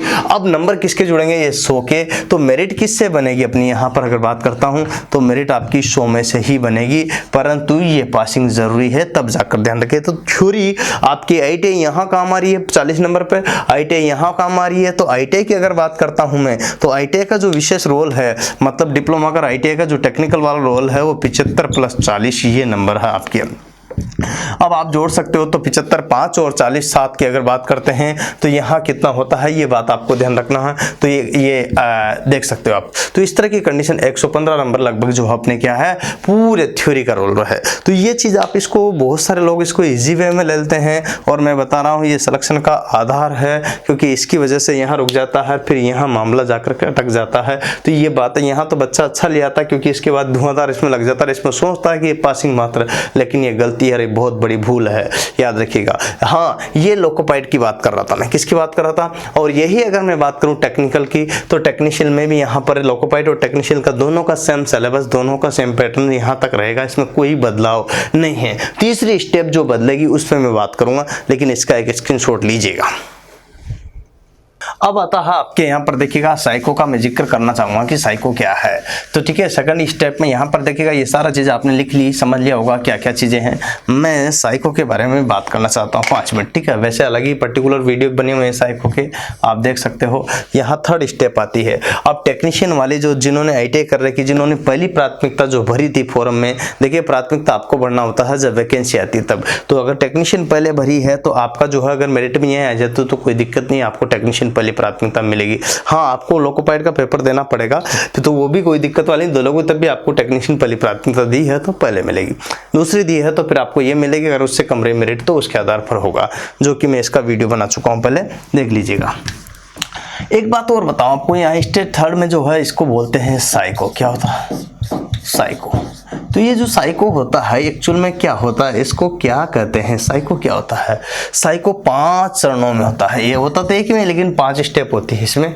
5 स्टेप में देखिएगा, यहाँ पर एक मेमोरी होता है, स्पीड वाले होते हैं, है ना। देखिएगा यहाँ पर ट्रैक वाले वगैरह जो आपके आते हैं। तो ये 5 स्टेप में होता है। कितने होते हैं? 5। 1 2 3 4 5। ये एग्जाम के जो पैटर्न रहते हैं ना, वो 5 पैटर्न में कवर रहते हैं। 5 पैटर्न में बहुत सारे पैटर्न होते हैं, इनके अंदर भी पैटर्न में पैटर्न समाये होते हैं।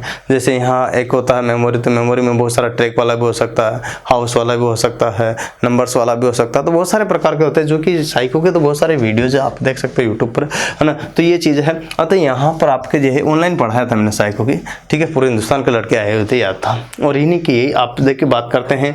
तो ये सारा का सारा आपका एग्जाम पैटर्न है जो साइको है। अब साइको कितने नंबर का होता है, कैसे होता है, ये अलग अलग नंबर का है। तो मैं इसको कोई में तो देखिएगा यहाँ पर देखिएगा बात करते हैं 11 दूनी 22 होते हैं, कोई में 20 होता है क्वेश्चन, कोई में जो है यहाँ पर 24 होते हैं क्वेश्चन, और कोई में जो है 75 होते हैं, तो कोई में 96 होते हैं। इसलिए ये नहीं कह सकते। ये तो सारा मैंने बताया, जो आपके साइको का वीडियो उसको देखो, क्योंकि यहाँ बहुत लेंथी ऑलरेडी हो चुका है।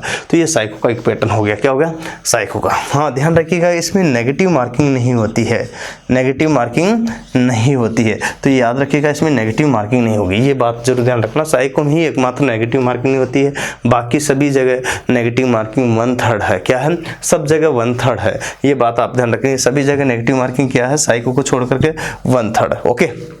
और सभी जगह नॉर्मलाइजिंग है, सभी जगह नॉर्मलाइज है, ठीक है। ध्यान रखिएगा, ये सभी जगह है नॉर्मलाइजिंग, सभी जगह है। केवल साइको पैटर्न को छोड़ लो तो अपनी यहाँ पर, क्योंकि साइको में तो केवल एक ही पेपर होता है, सेम पैटर्न होता है, तो साइको में जो है नॉर्मलाइजिंग करने की जरूरत नहीं होती। तो यहाँ नॉर्मलाइजिंग साइको में नहीं होता है, नहीं नेगेटिव मार्किंग होती है। दोनों चीज़ें साइको में नहीं होती है, बाकी जो है सभी में ये दोनों चीज़ें होती है। ये चीज़ बहुत डिटेल से विस्तार से बता दी है, तो आप इसको भी स्क्रीनशॉट ले लीजिएगा, फिर आगे बात करेंगे। और तो दोस्तों अगला जो पॉइंट था, आपका क्वेश्चन था, वो था कि सैलरी कितनी मिलती है। तो मैं आपको बताता हूँ, सैलरी का एक अलग से वीडियो बनाया, इसलिए मैं इस पर ज़्यादा दिक्कत नहीं करूँगा। लेकिन हाँ, 6 महीने की जो ट्रेनिंग पीरियड होती है उसी में ही आपको मैं यहाँ बता देता हूँ कि शुरुआत में आपको 20 से 25 हज़ार रुपये यहाँ पर मिल जाते हैं। कितने? अब वो अलग चीज़ है कि आप जो चलाते हो गाड़ी तो उसके बाद अलग मिलते हैं और ट्रेनिंग पीरियड में अलग मिलते हैं। तो 20 से 25 हज़ार रुपये शुरू होता है यहाँ पर स्टार्ट आपका सफ़र। कितने? 20 से 25 हज़ार रुपये से। लेकिन इसको जा कर के आप जो है लाखों में कन्वर्ट कर सकते हो, 1 लाख 2 लाख 3 लाख रुपए महीने भी कमा सकते हो, वो आपकी क्षमता है। जनरली 2 लाख रुपए तक तो आराम से एक सीनियर अर्थात जो अच्छी पोस्ट पे जाने के बावजूद आप आराम से कमा लेते हो। तो वो है, फिर गाड़ी आप कितनी दौड़ाते हो, night allowance kilometres, over time और इस तरह की कई चीज़ें। और अगर आप जो है यहाँ से सीधा किसमें, अगर फ्रंटर कॉरिडोर वाले पे चले गए, DFCL पे चले गए वहाँ पर, तो उसमें और ज़्यादा है। तो ये डिपेंड कंडीशन है। तो पेमेंट का तो इश्यू अपने पास है ही नहीं, और पेमेंट का एक अलग से वीडियो बना रखा मैंने, उसको देख लेना, कोई दिक्कत वाली बात नहीं है, ठीक है ना। हाँ, तो ये चीज़ आप ध्यान दीजिएगा, इस पे मिल जाएगा, कोई दिक्कत वाली बात नहीं है। अच्छा, कितना समय लगता है? सैलरी का तो इशू आपको खत्म हो गया। कितना समय लगता है सर नौकरी लगने में? आपको देखिएगा, कम से कम आपको चाहिए, क्योंकि आप 10वीं करने के लिए कितना टाइम देते हो? 1 साल। 12वीं करने के लिए कितना टाइम देते हो? ठीक है, 2 साल और वेट करना पड़ता। ऐसे ITI के लिए 2 साल टाइम देते हो। मैं एक सलाह दूंगा आपको, सलाह है, माने तो ठीक है, नहीं माने तो कोई बात नहीं। सलाह है मेरी, वो है सलाह ये है कि आप लोग अगर जिन्होंने ITI कर ली है तो ठीक है, कोई दिक्कत नहीं। जिन्होंने डिप्लोमा कर लिया ठीक है, डिग्री कर ली ठीक है, जिन्होंने क्वालिफिकेशन कर ली ठीक है। लेकिन जिन्होंने क्वालिफिकेशन नहीं, केवल 10वीं के बाद क्या करे सर? तो आप अगर नॉर्मल स्टूडेंट हो, नॉर्मल का मतलब है यहाँ मेरा मतलब है एक तो हाई अच्छा पढ़ने में होता है, एक मीडियम होता है, एक लो क्वालिटी का होता है। तो मीडियम और लो क्वालिटी का तो अधिकतर ITI डिप्लोमा ITI करता है, अधिकतर डिप्लोमा वाला भी ठीक है, थोड़ा सा ठीक रहता है, इंजीनियरिंग में अच्छा लेवल जाता है, ठीक है। तो यहाँ आप ध्यान रखो। तो ये बात बताता हूँ, तो 10वीं के बाद अगर कोई करना चाहता तो अगर ITI कर रहा हो या कर ली हो, उनके लिए बता रहा हूँ, ITI कर रहा हो या कर ली हो या करके आया हो, तो यहाँ ITI करते टाइम पर ही आप यहाँ आ सकते हो। क्योंकि ITI करोगे तो आप मेरे साथ में अगर पढ़ोगे ना कोचिंग में, यहाँ पर आपको ध्यान रखना है, कहाँ आओगे? कोटा राजस्थान। ये आपको बता भी देता हूँ मैं, कोटा राजस्थान में, ठीक है। हाँ, कहाँ पर है कोचिंग पता चलना चाहिए। तो ITI जुगल सर ऑनलाइन क्लास है, ठीक है ना। हाँ, ऑफलाइन पढ़ाते हैं बराबर, कोई दिक्कत नहीं। देखिएगा 10th के बाद आप 10th तो कर ली, उसके बाद ITI किया था। ये जो 2 साल मुझे दिए हैं तो इसमें मैं आपको कंपटीशन प्लस ITI दोनों तैयार करा दूंगा, दोनों में पास करा दूंगा यहाँ पर। तो ITI पास हुए और ITI पास हुए जब मेरे पास आओगे तब आपकी उम्र रहेगी 16 साल की, और 2 साल और कन्वर्ट करता हूँ 18 साल, 18 से 19 के बीच में आपकी नौकरी लगा दूंगा मैं, ये दावा है मेरा। लेकिन सर तब तक आपकी 3 साल की तैयारी हो जाएगी मेरे साथ में ही रहते हुए। 3 साल की तैयारी में क्या कोई सिलेक्शन नहीं कर पाएगा क्या? बोलो आप बोलो। अरे मूर्ख भी ज्ञानी बढ़ जाता है, इसलिए तो किसी महापुरुष ने प्रैक्टिस में से मन परफेक्ट, करत करत अभ्यास से जड़मति होत सुजान, रस री आत जात से शिल्प पर परत निशान। अरे समझ रहे हो, अभ्यास के द्वारा करते करते करते पत्थर पर निशान पड़ जाता है, अर्थात यही बात है ना। तो बार बार अभ्यास से मूर्ख भी ज्ञानी बन जाता। अतः कमजोर होने से कुछ नहीं है, लास्ट टाइम पर कौन लगातार पढ़ लेता वो है मेजर बात, समय पर कौन निर्णय लेता वो है मेजर बात। आपकी समस्या है अलग, आपकी समस्या है कि BA करेंगे पहले, फिर उसके बाद ITI करेंगे, MA करेंगे, फिर ITI करेंगे, डिप्लोमा करेंगे, फिर ITI के लिए दौड़ते हैं, डिग्री करके फिर ITI के लिए दौड़ते हैं। ऐसे लोग हैं, ऐसे स्टूडेंट। समस्या ये है। अब उसके बाद शादी हो जाती है, बच्चे होते हैं, चिंगन पिंगन खेलने लगते हैं कि मम्मी परेशान करे, पापा परेशान करे, बेबी परेशान करे, बच्चा परेशान करे। ऐसे में स्टूडेंट क्या करे? तो मुसीबतें ये है। इसलिए जो जिसने कर ली है योग्यता वो तो आ जाइए, अब भी समय है, ऑनलाइन पढ़ लीजिएगा, कोई दिक्कत नहीं है। अभी कोरोना काल चल रहा तो ऑनलाइन पढ़ो, जो नहीं आ सकता ऑनलाइन पढ़ो, कोई दिक्कत नहीं, घर बैठे पढ़ो, कम पैसे में पढ़ो, अच्छे से। आजकल एक से एक टीचर मिल जाते हैं। अगर मेरे से लेते हो तो वीडियो कोर्स कर दो, नहीं करो तो आप यूट्यूब से मिल जाते हैं, 10-20 कुछ पर क्लास ही छोड़ करके बाकी मिल जाते हैं। अच्छी क्लासेस चाहिए तो वो बात अलग है, उसके लिए तो आपको थोड़ा सा ज़्यादा नहीं, बस नॉर्मल खर्चा तो करना ही पड़ेगा। ITI भी तो कर रहे हो, 10वीं भी तो कर रहे हो, 12वीं भी की है। इस तरह से बात बताता हूँ तो ये आपके यहाँ पर रहेगा। मैं सिर्फ इतना बताता हूँ समय कितना लगेगा। आप मुझे ITI के बाद अगर की है तो 1 ईयर दीजिएगा, ठीक है। डिप्लोमा के बाद भी आप मुझे कितना दोगे? 1 ईयर दीजिएगा। और डिग्री के बाद भी मुझे कितना दीजिए? 1 ईयर। इन तीनों के बाद मुझे 1 दीजिए। 10वीं के बाद मुझे कितने दीजिएगा? 2 से 3 साल। 2 से 3 साल। 10वीं के बाद कितने दीजिएगा? 2 से 3 वर्ष। ये चीज चाहिए मुझे। तो अब आप क्या देना चाहते हो? आपकी मर्जी। मुझे यहाँ चाहिए इतना टाइम। अब आपके पास टाइम कम है तो आप 6 माह में भी कर सकते हो, लेकिन वो आपकी इंटेलिजेंसी के ऊपर है कि पहले से थोड़ा बहुत भी प्रिपेयर है, 50% उसको रिकवर है, तो वो 6 माह में भी कर सकता है। अब आग लगती है, तपकुआ खोदते तो वो 3 माह में आप होता है। तो कोर्स तो मैं उस टाइम में भी कराता हूँ, लेकिन पहले से प्रिपेयर कितने रहते हो आप, वो आपके ऊपर है। अगर आप रहते हो तो कोर्स वाली बात अलग है, ये तो 3 माह में भी हो जाता। लेकिन मैं बताऊं कम से भी कम इनफ, अगर इतना टाइम तो आपको देना ही पड़ता है 6 महीने, मेरे ईमानदारी से और दिल से, हृदय से, आत्मा से पूछे तो। लेकिन 3 महीने में भी हो जाता अगर आप रिकवर कर सकते हो तो। क्लास में सारी प्रोवाइड कराता हूँ एक साथ में ही, ऑनलाइन भी और ऑफलाइन भी, दोनों ही क्लास में, कोर्स में कोई कमी नहीं छोड़ता हूँ। बट ये चीज़ है कि वो देखना आपको है सारे के सारे। अब आप कहोगे सर सारी में क्या, तो यहाँ ध्यान देने की बात है कितना समय लगता है। तो समय का मैंने आपको बता दिया कम से कम आपको क्या होना चाहिए। अच्छा, तो फिर यहाँ पर जो है तैयारी कैसे करें, तो इसके लिए सर बुक्स कौन सी खरीदे क्या? तो बुक्स की अगर बात करते हैं कि सर बुक्स कौन सी खरीदे, तो ऐसा तो देखो आप चाहे तो कोई सी भी देखते रहो, आप जहाँ चाहे आपको जो बेटर बुक हो आपके वो ले लीजिएगा। और अगर आप मेरे से पढ़ना चाहते हो तो आप पहले एक बार देख लेना थोड़ा, है ना, बच्चों से पूछ लेना जो आपके साथी जो लगे हैं। मेरे वेबसाइट पर जाना www.jugalsir.com, हज़ारों की संख्या में स्टूडेंट के फोटो, नाम और मोबाइल नंबर दे रखे, उनसे फ़ोन करके पूछ लेना, वो आपको गाइड कर देंगे। नहीं तो आप जो है वीडियो भी देख सकते हो, मेरे किस टाइप की बुक हो वो देख सकते हो। मंगा कर आपको अच्छी लगे तो आप ही रिटर्न कर देना। आजकल फ्लिपकार्ट और अमेजोन पर सब उपलब्ध है, ये सुविधा भी। तो आपको अच्छी लगे तो देखो, नहीं तो कोई बात नहीं है, ठीक है ना। तो ये जो बुक है उपलब्ध है। बुक उपलब्ध में सबसे पहली बात तो आपको देखिएगा थ्योरी की सभी ट्रेड की लगभग थ्योरी की बुक उपलब्ध है, चाहे इलेक्ट्रिशियन हो, फिटर हो, डीजल हो, इलेक्ट्रॉन, सबका लगभग तैयार है। कुछ की नहीं है तो कुछ की तैयार हो रही है, तो चिंता वाली कोई बात नहीं। कुछ की हो गई है, कुछ की तैयार है। तो इलेक्ट्रिशियन थ्योरी की सारी बुक्स है, ठीक है। तो थ्योरी की बुक ले सकते हो, ठीक है। इसके अलावा आप चाहते हो कि नहीं सर मैथ की, तो मैथ की बुक है, ठीक है, कोई दिक्कत नहीं। अब आप कहोगे सर मैथ की, हाँ भाई सभी पूरा पब्लिकेशन हाउस अपने पास, तो कोई दिक्कत नहीं। अब तक के जितने भी क्वेश्चन आए हुए हैं ना, उनका सॉल्यूशन सहित विद आंसर सहित अपने प्रत्येक जितने भी, चाहे रेलवे ही नहीं, रेलवे के अदर जो भी एसएससी, बैंक, रेलवे, या फिर अपने जो स्टेट गवर्नमेंट या सेंट्रल गवर्नमेंट या जो भी एग्जाम अब तक हुए, उनके सभी का समावेश करके इसमें डाला हुआ है और उनका विद सॉल्यूशन दे रखा। तो मैथ आपकी ये है क्लियर, ठीक है, चैप्टर वाइज जो भी याद रखना, ठीक है। इसके बाद मैथ के बाद अगर बात करते हैं तो इसी टाइप से रीजनिंग है क्या, रीजनिंग है। इसी टाइप से बात करते हैं तो जीके है, ठीक है ना। जीके में इंडिया वाली और राजस्थान वाली दो तरह की है। इंडिया और एक तो है इंडिया और एक है राजस्थान। क्या है? राजस्थान, ठीक है। तो राजस्थान की अगर बात करते हैं तो ये राजस्थान की जीके भी है। तो इंडिया जीके हैं और राजस्थान जीके हैं, दो प्रकार की जीके हैं। तो यहाँ पर आपको ये जीके दो तरह की बुक मिल जाएगी। इसके अलावा आप चाहते हो कि सर कंप्यूटर की, वो भी है, ठीक है, कंप्यूटर की है। इसके बाद चाहते हो कि सर ईडी की, तो ईडी की भी है। परेशान होने की जरूरत नहीं, लगभग सारा का सारा कोर्स उपलब्ध है, संपूर्ण कोर्स। कोई भी चीज अगर छूट भी गई तो आप लिख लेना, कोई दिक्कत वाली बात नहीं। यही नहीं, इंजीनियरिंग की भी है क्या सर? तो इंजीनियरिंग की भी है भाई, परेशान होने की जरूरत भी नहीं है। इंजीनियरिंग की जो भी ब्रांच हैं सबकी बुक्स अपने पास उपलब्ध है। तो आप यहाँ पर सिर्फ कॉल करो और पूछ लो, कोई दिक्कत नहीं, लगभग संपूर्ण बुक उपलब्ध है। अब संपूर्ण बुक के सर आप कहाँ से प्राप्त करें? बुक उपलब्ध तो है लेकिन प्राप्त कहाँ से किया? तो नजदीकी बुक डीलर से, नज़दीकी बुक डीलर से, ठीक है, बुक डिपो से आप जो है ये प्राप्त कर सकते हो। सर नज़दीकी बुक डिपो वालों के पास नहीं है तो कोई बात नहीं यार, आजकल तो ऑनलाइन है। ऑनलाइन में मतलब आप देखिएगा, अगर आप पहले देख सकते हो, एक ई बुक के रूप में भी देख सकते हो घर बैठे, ठीक है, वो भी आप ले सकते हो। इसके अलावा अगर आप नहीं चाहिए तो सर हमें तो जो है ई बुक को क्यों पेमेंट दें, हम तो हार्ड कॉपी लेंगे, तो आप ले सकते हो। उसके लिए फ्लिपकार्ट रहा अपना, क्या रहा? फ्लिपकार्ट, ठीक है, फ्लिपकार्ट, ठीक है। तो यहाँ पर ध्यान देंगे तो फ्लिपकार्ट रहा, ठीक है, फ्लिपकार्ट से ले सकते हो। अमेज़न से ले सकते हो,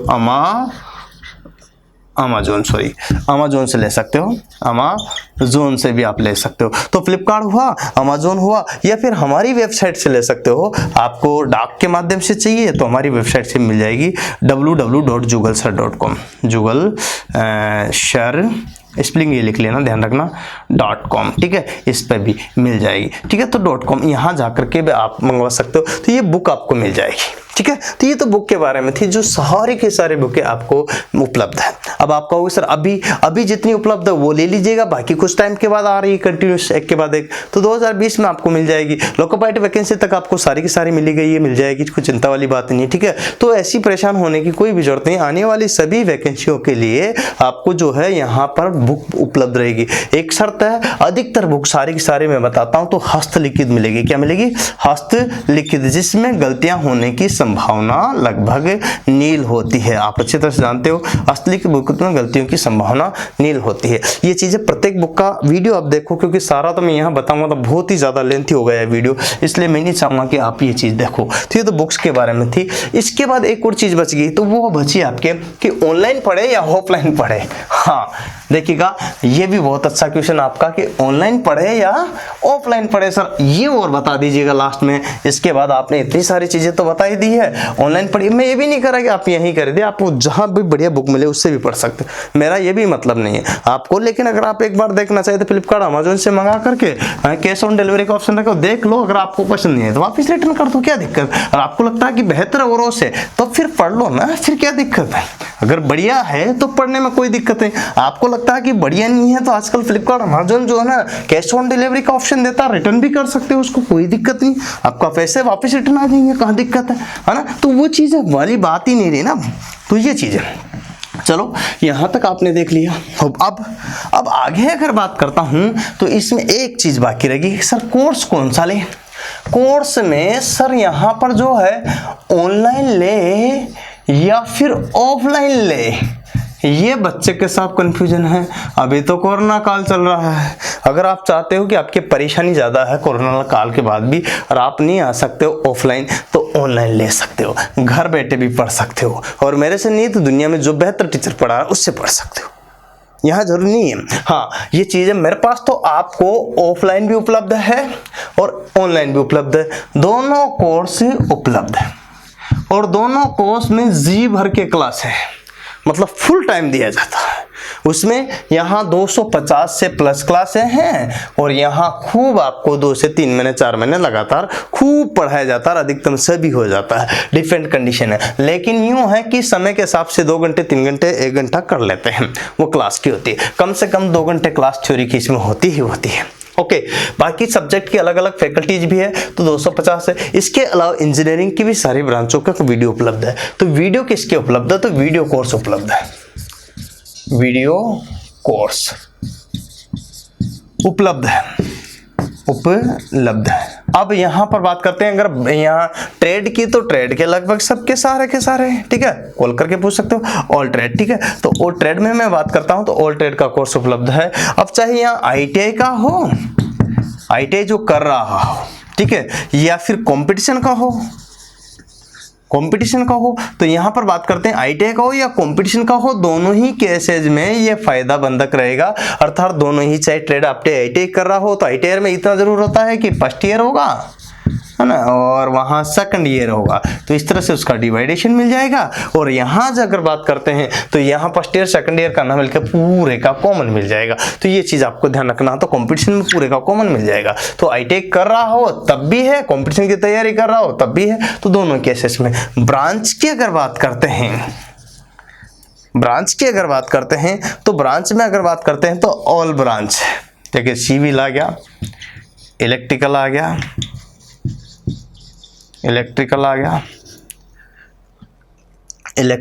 ठीक है, इसके बाद इलेक्ट्रॉनिक्स आ गया, मैकेनिकल आ गया। अब आपको सर ये सारे ब्रांच के हैं कहाँ पर उपलब्ध है, तो ऐप पर। ऐप का मतलब एप्लीकेशन का नाम क्या है, जुगल सर ऑनलाइन क्लासेस। कहाँ मिलेगी, प्ले स्टोर में, ठीक है, यहाँ पर जुगल सर ऑनलाइन क्लासेज, और या फिर आप देख सकते हो www.jugalsar.com वेबसाइट पे विजिट कर सकते हो, या फिर आप जो है यूट्यूब पे भी जा सकते हो। वीडियो देखने, आपको डेमो देखना है तो यूट्यूब पे जा सकते हो। यूट्यूब पे कुछ नहीं लिखना है आपको, जुगल सर ऑनलाइन क्लासेज लिखना है, ठीक है, तो ये आपके यहाँ पर मिल जाएगा। कोई असुविधा हो आपको तो यहाँ पर ये 7414095095 पर कॉल कर सकते हो। तो इस तरह की सारी चीज़ें मैंने आपको बताई है। उम्मीद है ये सारी चीज़ें, मैं ये नहीं कर रहा, फिर भी आप इसको अदरवाइज मत लेना कि वीडियो को मेरे से कर दिए। आप डिस्टेंस लर्निंग कर सकते हो घर बैठे, जो भी बेहतर पढ़ाई हिंदुस्तान में वहाँ भी पढ़ सकते हो। मैं आपको बार बार इस चीज़ पर फोकस कर रहा हूँ, और ये भी बता रहा हूँ कि अगर आपके मेरे डेमो के 10 वीडियो 20 वीडियो देखने के बाद आपको लगता है कि यही बढ़िया है सबसे, तो फिर मेरे से लीजिएगा, फिर मैं आपके साथ में हूं। 1 साल की वैधता रहेगी इस कोर्स की। कितने टाइम की, प्रत्येक की यहां पर देखेगा 1 ईयर की क्या रहेगी, वैधता रहेगी। कोर्स की वैधता बता देता हूं मैं, यहां पर 1 ईयर की, 1 साल की वैधता रहेगी। 1 साल तक आपको सारे के सारे मिलेंगे, कुछ अपडेट और होते रहेंगे ऐप के थ्रू, एप्लीकेशन के थ्रू आपको सारी चीजें मिलेगी। उम्मीद है भाइयों आपको ये वीडियो जो जानकारी दी है मैंने पूरा विस्तार से बताया, समझ में आया होगा, ठीक है ना। तो इसको अपने दोस्तों को ज़्यादा से ज़्यादा शेयर करना, लाइक करना, सब्सक्राइब करना, और लगे रहो जुनून के साथ, क्योंकि सफलता का शॉर्टकट नहीं, और मजबूरी और जुनून के बिना सफलता नहीं।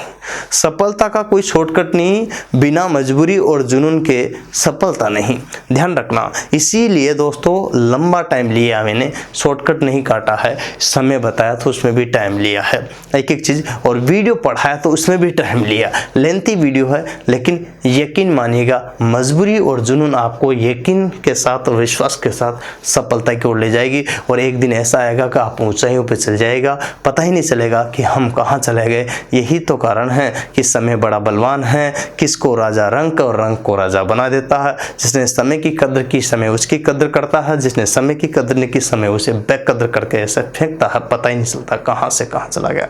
तो दोस्तों समय ही तो है जो आज आपके साथ और हमारे साथ है। तभी तो आप बोलते हो कि अच्छा चल रहा है, बुरा चल रहा है, तो ये चल क्या रहा है, समय चल रहा है। कौन सी चीज़ चल रही है, समय चल रही है। तो यही बात है दोस्तों, लगे रहो, एक दिन जरूर अपन सफल होंगे, क्योंकि असफलता के बाद सफलता जरूर है। और इसीलिए तो किसी महापुरुष ने कहा है कि कोशिश कर तू फल निकलेगा, आज नहीं तो कल निकलेगा। मेहनत कर पौधों को पानी दे, बंजर जमीन से भी फल निकलेगा। आज जो थमा सा है कल चल निकलेगा। कोशिश कर तू हल निकलेगा, आज नहीं तो कल निकलेगा। जल निकलेगा, चल निकलेगा, जरूर निकलेगा। उम्मीद है दोस्तों आपको एक छोटा काम जरूर कर देना। इतना बड़ा वीडियो आपने देखा, धन्यवाद, शुक्रिया आपको। इसके लिए आपका 1 रुपये भी खर्च नहीं होगा। 10-10, 15-15 WhatsApp, Facebook, Instagram, Telegram, social साइटों पर आप इस वीडियो को भेज दीजिएगा, जिससे कि इस वीडियो का लाभ सभी स्टूडेंट उठा सके और इसका फ़ायदा उन सबको मिल सके। तो उम्मीद है ये छोटा काम आप जरूर करोगे। फिर मिलेंगे इसी प्रकार के नेक्स्ट वीडियो के साथ। आज के लिए इतना ही। जय हिंद, जय भारत, वंदे मातरम।